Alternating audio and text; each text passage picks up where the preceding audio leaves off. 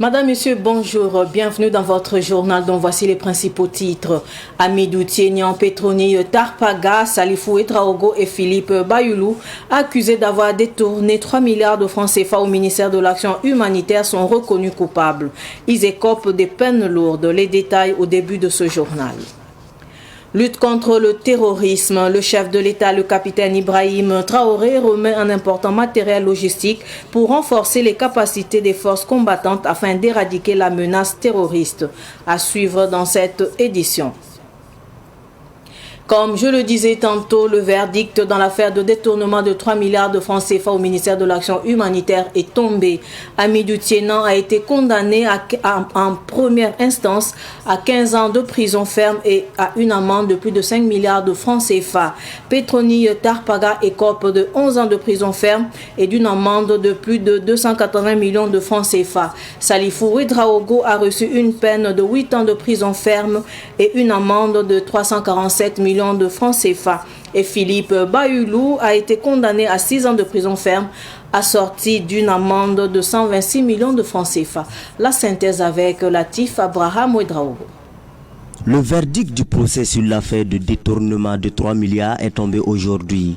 Le tribunal, après avoir écouté les différentes parties, déclare Amidou Tienian et Petroni Tarpaga coupables des faits qui leur sont reprochés. Le tribunal déclare Salifou Etraogo et Philippe Bayoulou coupable des faits de complicité. Amidou Tienian est alors condamné à 15 ans d'emprisonnement ferme et à une amende de 5 milliards 640 millions de francs CFA. Petroni Tarpaga écope d'une peine d'emprisonnement de 11 ans et d'une amende de 286 millions le tout ferme. Salifou Etraogo est condamné à 8 ans d'emprisonnement ferme et à une amende de 375 millions de francs CFA. Philippe Bayoulou écope d'une peine d'emprisonnement de 6 ans ferme et d'une amende de 126 millions de francs CFA.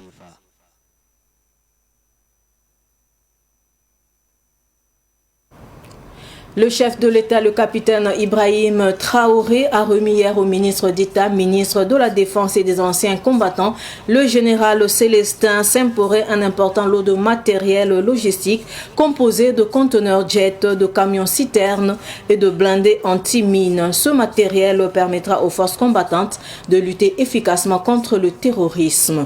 Abdoulaye Kinda nous en dit plus. C'est un important lot de matériel composé de conteneurs, de camions-citernes et de blindés anti-mines que le chef de l'État remet ici au ministre de la Défense. En bonne place, du matériel roulant assemblé au Burkina. C'est un cadeau de fin d'année du peuple burkinabé à son armée, selon le capitaine Ibrahim Traoré. Je vous remets officiellement donc les clés de ces engins logistiques et de combat. Prenez ça comme un cadeau de fin d'année du peuple à son armée et intensifier la guerre comme il est attendu. Ces équipements viennent renforcer les capacités opérationnelles des forces combattantes dans le cadre de la reconquête du territoire. Tout autre sujet à présent, soutien aux personnes vulnérables, formation des femmes, réparation de routes, don de sang, sont les activités menées par le Mouvement pour le réveil de l'Afrique MRA en une année d'existence. Le bilan a été fait dimanche dernier au siège de l'association à Tanguin dans l'arrondissement 4 de Ouagadougou. Abdoulaye Kinda, reportage. Le MRA est né en 2023 pour soutenir les actions du capitaine Ibrahim Traoré dans la reconquête et le développement du Burkina Faso. Une année après, le mouvement pour le réveil de l'Afrique présente un bilan satisfaisant. Plusieurs activités ont été menées pour soutenir la population. Le mouvement pour le réveil de l'Afrique a formé 15 VDP. En plus de cela aussi, le mouvement pour le réveil de l'Afrique est sorti pour boucher donc des trous, pour soulager donc nos populations, aussi à vider donc des caniveaux, de même que à faire plusieurs dons de sang pour donc soulager donc nos malades. Il a formé des femmes en confection des pains au cordonda. À nos jours, nous pouvons dire que le bilan est positif et nous sommes très satisfaits avec le soutien de nos conseillers qui sont avec nous jour et nuit. Et aussi, d'autres aussi sont là pour nous accompagner Donc voilà, aujourd'hui, nous sommes très fiers pour lancer donc l'anniversaire du mouvement pour le réveil de l'Afrique. Le MRA salue les bonnes volontés qui l'ont soutenu dans la réalisation des projets.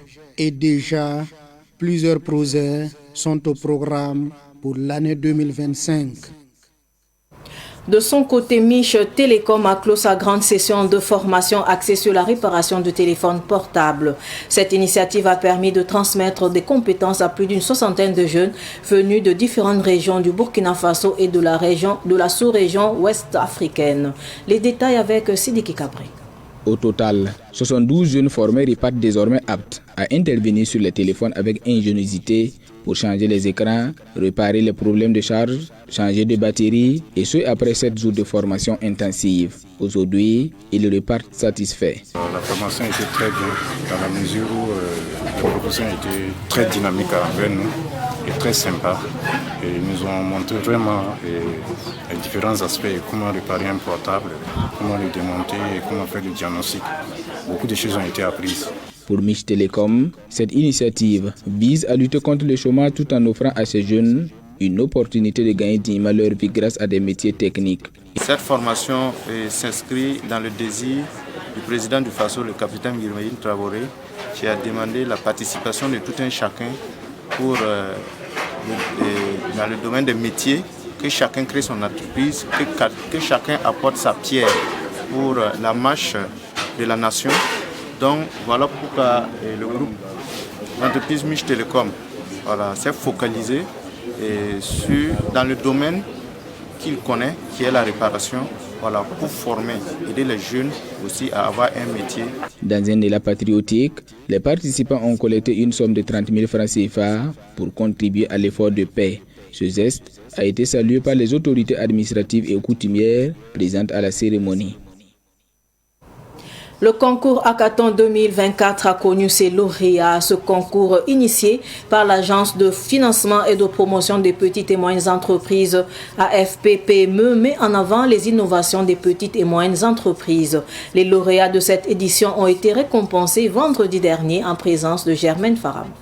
Les candidats à la compétition Hackathon 2024, ce concours qui promeut l'innovation des petites et moyennes entreprises, ont été évalués dans les catégories production, conservation et transformation de la pomme de terre. 80 candidatures ont été reçues et Boukari Ouedraogo est distingué lauréat dans la catégorie conservation.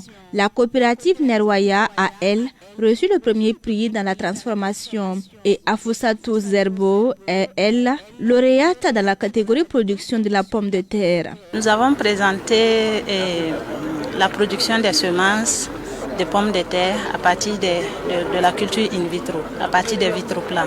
Et cette culture, c'est de pouvoir produire des plantules au laboratoire, les transférer dans des serres pour les acclimater, ensuite les faire sortir sur le terrain pour la production des semences, des mini-tubercules.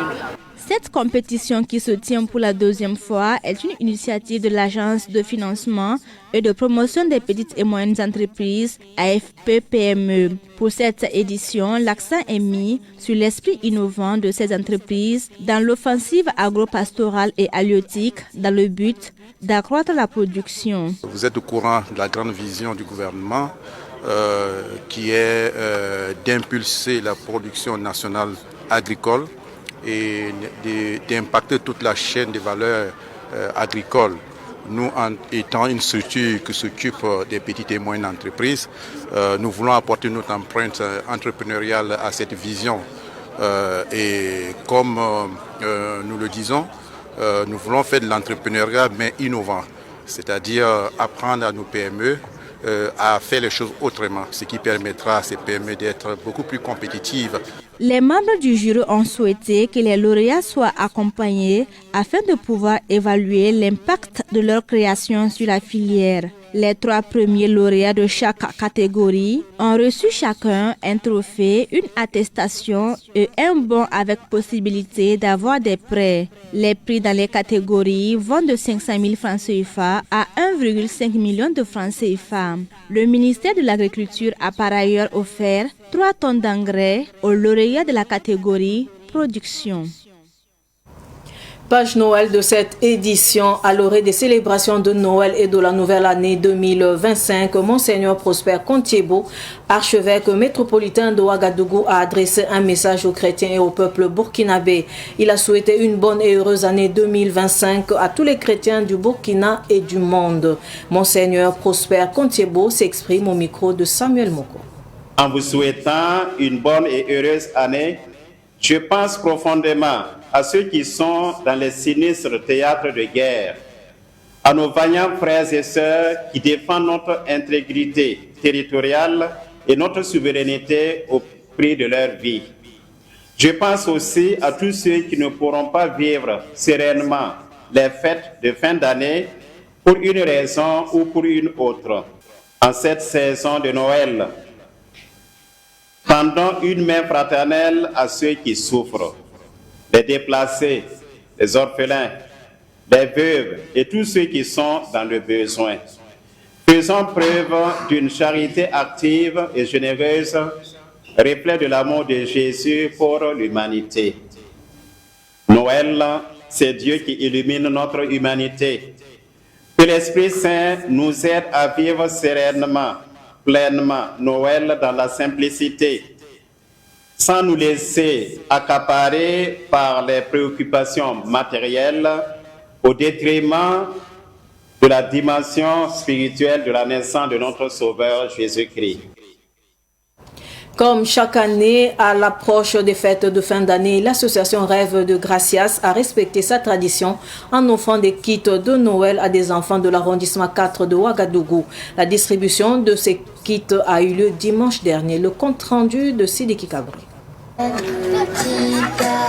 Pour cette 4e édition de Noël pour tous, ce sont au total 200 enfants orphelins et démunis qui ont bénéficié de ces kits composés de riz, huile et autres de l'association Rêve de Gracias, de quoi redonner du sourire à ces enfants. Je suis contente d'avoir reçu les cadeaux. Je remercie l'association. Je vais bien travailler à l'école aussi. J'ai reçu parti, l'huile, d'ampani, savon avec un bidon. Pour l'association Rêve de Gracias, cette initiative vise avant tout à rappeler à ces enfants qu'ils sont porteurs de l'espoir d'un monde meilleur. En leur apportant ce soutien, l'objectif est de permettre de célébrer dignement les festivités de fin d'année, même dans des conditions difficiles. Pour nous, c'est un satisfait, c'est une action de grâce au Seigneur d'avoir permis à ce qu'on ait également des gens qui nous accompagnent, des gens qui nous soutiennent, des gens qui nous permettent de réaliser nos rêves, de réaliser les rêves des tout-petits. Cette année encore, c'est 200 enfants qui bénéficient de ce acte de Joyeux Noël pour tous, 200 enfants qui repartent avec des vivres, 200 enfants avec qui nous avons pu communier toute la journée. Cette 4e édition de Joyeux Noël pour tous a eu comme marraine Leïla Koulibaly qui a salué la noblesse de la vision. L'action est noble et j'aime beaucoup dans ce sens-là. Donc du coup, être marraine ici, c'est encore un honneur pour moi d'accompagner Tatiana. Et voir les enfants tout heureux, tout beaux, ça ne fait que plaisir. C'est aussi en présence du représentant de la PDS de l'arrondissement 4 de Ouagadougou, Amadou Zabré, pour qui ce type d'initiative vient renforcer l'idée de cohésion et de construction d'un monde humain. À l'endroit de la présidente et de tous les membres de l'association, c'est de les féliciter, de les encourager. Et comme je le disais lors de mon intervention, nous prions que les sources de provision là ne se tarissent pas, qu'il y ait toujours des sources de provision pour qu'ils puissent continuer dans leurs actes. Fondée par la communicatrice Tatiana Tapsoba, l'association Rêve de Gracias œuvre en faveur des enfants orphelins et démunis, en leur accompagnant dans leur éducation et en leur permettant de vivre des moments de joie, notamment lors de la Noël. Noël, toujours 150 kits composés chacun d'un sac de riz, d'un bidon d'huile et d'une enveloppe de 10 000 francs CFA constituent le don de la fondation Sampa Nigmdi, une initiative qui vise à soutenir les veuves orphelins des militaires victimes du terrorisme. La remise de kits a eu lieu au camp Aboubakar Sangoulé Lamizana à Ouagadougou. Le compte rendu de Madina Touedraogo. Pour la 2e fois, la fondation Sampa Nigmdi organise Noël pour tous, afin de permettre aux familles des militaires victimes du terrorisme de célébrer Noël comme il se doit. La représentante des bénéficiaires, Bénédicte Tiendrebego, a remercié le donateur pour ce geste. Nous sommes vraiment heureux de les avoir. Nous voulons remercier aussi à la Fondation Sampagny pour ses dons et nous prions que Dieu les bénisse toujours et qu'il les protège. Pour l'initiateur Joseph Kafando, ce geste vise à apporter du sourire aux familles des FDS tombées au front. La journée Noël pour tous, c'est un projet initié par la Fondation Sompayindi à travers son ministère God Love Ministry, initié en 2023 et qui vise à permettre à plusieurs familles, à certaines familles vulnérables, de pouvoir fêter et célébrer la Noël comme les autres familles. Et pour cela, nous avons décidé d'organiser, d'apporter notre contribution, notre modeste contribution et notre assistance aux familles des FDS et également des veuves pour les permettre de pouvoir fêter, célébrer la Noël, la nativité, et dans la joie, dans l'amour, dans la solidarité. Le colonel Rémi Kambou, directeur central de l'action sociale et des blessés en opération, salue l'initiative et invite les autres à mettre la main à la pâte. Ce geste traduit le côté solidarité que nous devons avoir. Comme je le disais dans le discours, ils n'ont fait que leur devoir de solidarité qui est reconnu au Burkinabé, qui est permanemment, promptement groupé autour de ceux qui sont en train de plonger. Nous savons que ceux qui se battent, lorsqu'ils tombent, ils laissent des veuves et des orphelins. Et donc, au nom de la hiérarchie, du ministre de la Défense et du chef d'état-major général des armées, nous ne pouvons que dire merci à M. Sompayimde. Et nous souhaitons que d'autres structures comme la leur suivent le pas. Un repas communautaire sera servi aux familles des militaires tombés au front dans les jours à venir. Signalons que la Fondation Sompayimdi œuvre depuis quelques années pour le développement et l'épanouissement des couches défavorisées au Burkina Faso. Elle intervient aussi dans les domaines de l'éducation, de l'autonomisation et de l'employabilité des jeunes et des femmes, ainsi que dans le soutien aux personnes vulnérables. Nous parlons à présent de la journée de solidarité au profit des élèves déplacés internes de la circonscription d'éducation de base Saba 1. Des vivres et de non-vivres ont été mobilisés pour ces élèves vulnérables à l'orée des fêtes de fin d'année. L'initiative est de la chef de circonscription d'éducation de base Saba 1. La cérémonie de remise a eu lieu vendredi dernier dans la commune de Saba en présence de Daouda Yameo. Des vêtements, des chaussures, des boules de savon, des pâtes alimentaires ont constitué l'essentiel du don de la chef de circonscription d'éducation de base de Saba 1 à 107 élèves déplacés internes. Pour elle, cette activité revêt deux objectifs, redonner le sourire aux enfants vulnérables et celui d'inculquer l'esprit de solidarité aux élèves. Des enfants qui ont des habits qu'ils ne peuvent plus porter parce que tout simplement ils ont grandi. Donc nous avons lancé l'appel auprès de tous nos élèves, auprès des écoles. Et ces écoles ont eu l'amabilité de collectionner ces habits, de bien les trier et de les laver, de faire de telle sorte que ce soit des habits qui ne soient pas quelque chose dont on ne veut pas. Donc nous avons pris soin de récolter ces habits, des chaussures, même le savon, ça provient de ces enfants-là. Et déjà nous nous disons que ce que nous voulons même est déjà atteint.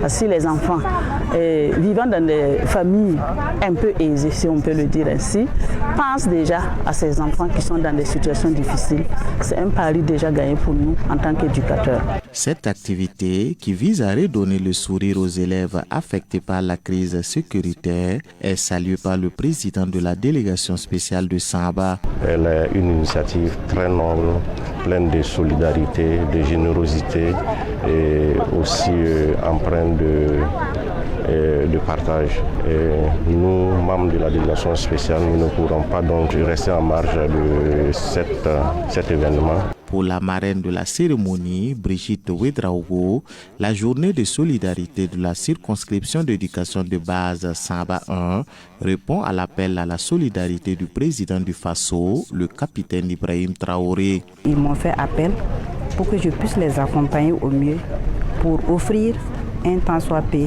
un sourire à ces enfants déplacés internes qui ne demandent qu'à vivre, qui ne demandent qu'à profiter de ces moments de résistance comme tous les autres enfants du Burkina Faso. Cette journée de solidarité a été une occasion pour la chef de circonscription d'éducation de base Samba 1 de mettre des doléances aux autorités pour permettre l'établissement des extraits de naissance des élèves déplacés internes sur leur lieu d'accueil. Un repas communautaire avec les enfants a mis fin à la première édition de la journée de solidarité de la circonscription d'éducation de base Samba 1. L'association Cercle des combattants pour la liberté a présenté les fruits de sa campagne agricole 2023-2024. Plusieurs variétés ont été présentées. Une partie sera donnée aux personnes déplacées internes et l'autre partie sera consacrée au fonctionnement de l'association. Sidiki Kaber, reportage. Ce sont des Wayiens qui partagent leur quotidien entre les ronds-points et les champs pendant la saison pluvieuse. Aujourd'hui, plus de 80 sacs de 100 kg contenant du riz, du haricot, du sésame figurent parmi les fruits de la récolte de l'association. Cette initiative s'inscrit dans la continuité de l'appel du chef de l'État en faveur du travail communautaire et l'offensive agricole. L'appel du chef de l'État qui appelle vraiment aux populations de se mettre au travail, et c'est ce que nous avons fait. On a profité de la saison de pluie pour faire ce que nos DME peuvent faire. Avec une bonne pluviométrie derrière et le soutien du ministère de l'Agriculture que nous saluons de passage, en tout cas avec le bravo des membres du cercle de combattants pour la liberté, on a pu réaliser durant la saison de pluie et voici le résultat. Selon les membres du Cercle des combattants pour la liberté, 75% des récoltes seront acheminées vers des sites accueillant des personnes déplacées internes. Vous avez derrière moi du maïs, du sésame, du haricot, pommes de terre, des arachides et du riz aussi. Voilà, et principalement destiné pour le soutien des personnes déplacées internes. La récolte présentée concerne les champs cultivés à Ouagadougou et Boussé. Les autres localités comme Bagré, Kundungu, Kongoussi présenteront leur récolte dans les prochains jours. Information sportive avant de clore cette édition. La direction régionale des sports et loisirs du centre a lancé vendredi dernier ses activités sportives de la saison 2024-2025. C'était à la Maison des Jeunes et de la Culture de Ouagadougou. Ruben Wilson Kodjo. Une séance d'aérobic et des démonstrations de kata était au menu de la rentrée sportive de la région du centre. Première du genre, cette activité a pour objectif de renforcer les liens de solidarité entre les acteurs du sport dans la région du centre. C'est la première fois que nous procédons bien sûr à une rentrée sportive dédiée aux ligues de sport et de loisirs qui interviennent dans la région du centre, couplée à une soirée des arts martiaux. On a voulu quand même donner un cadre d'expression et pour plus de visibilité, en tout cas à la relève sportive au niveau de cette discipline que nous avons dénommée bien sûr la soirée des arts martiaux. Pour cette première édition, l'accent a été mis sur les arts martiaux. Maître Philippe Sawadogo, président de la Fédération burkinabé de Vovinam Vietvo Dao, président de la cérémonie, et Maître Goria Guissou, présidente de Rigo Club, marraine de la cérémonie, apprécie l'initiative. C'est un plaisir et un honneur pour nous en tant que pratiquants d'arts martiaux de venir soutenir et encourager cette belle initiative de monsieur le directeur de la région du centre au niveau du sport et des loisirs, en ce sens que cette cérémonie va marquer le top de départ de la saison sportive.